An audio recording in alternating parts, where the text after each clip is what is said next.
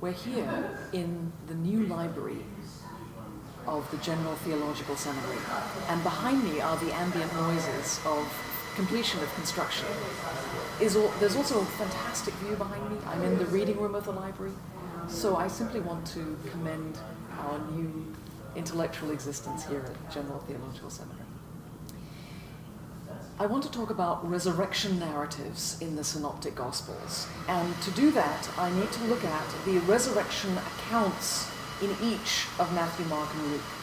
If Mark was the first Gospel to be composed, then looking at the last chapter of Mark is a way to start.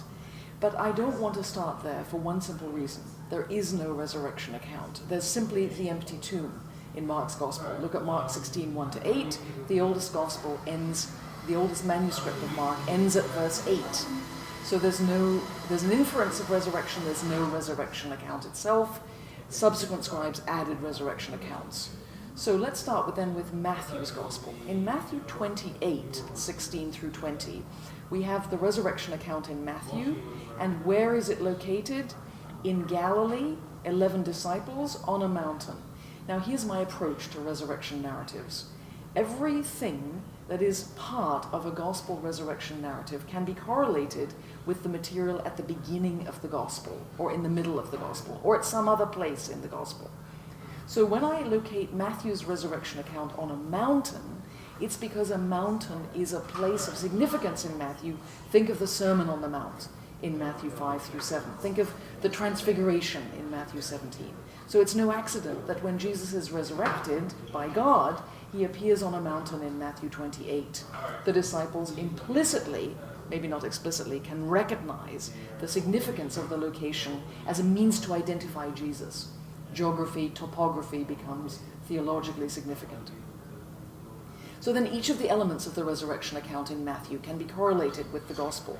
So for example, when the disciples saw Jesus in Matthew 28:17, they worshipped him, but some doubted.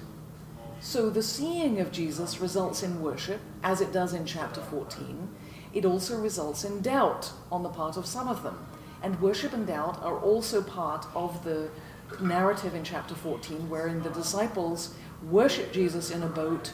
Peter, coming towards Jesus, walking on the water, begins to sink, and Jesus reaches out to him and says, "You of little faith, why did you doubt?" So worshiping and doubt go together in Matthew's Gospel, and it might be something to think about in a homily or a sermon as well. Jesus then makes the declaration in Matthew 28:18, "All authority in heaven and earth has been given to me." Think about where that occurs in the rest of the Gospel. I want now to move on to the concluding words of verse 20, and lo, not remember in the NRSV a bad translation, lo, I am with you always. The presence of Jesus is a feature of Jesus in Matthew's Gospel, and we might think about the ways in which Jesus' presence and absence works its way out through the rest of the Gospel. Now let's turn to Luke 24. That's the resurrection account in Luke's Gospel. You can see already a whole chapter in Luke has been given over to the resurrection account. Obviously, the way in which resurrection accounts grow is part of the Gospel tradition. John's is even longer than Luke's. So in Luke 24, what is characteristic of Jesus? Think of the passage. Think of how it is described. It's the road to Emmaus. Where's a mountain? Nowhere. There aren't mountains in Luke the way there are mountains in Matthew. So Jesus is walking on the road to Emmaus. Think about the way in which Jesus is a traveling Jesus in Luke's Gospel. How is Jesus recognized in Luke 24? He's recognized in the breaking of bread. What is this? Eating food. Jesus likes to eat in Luke's Gospel. In Luke 14, there are endless discussions about how to behave at table. When people are invited to dinner, don't sit high up, sit lower down so you can be invited up by the host. In Luke 24, Jesus is first of all a stranger.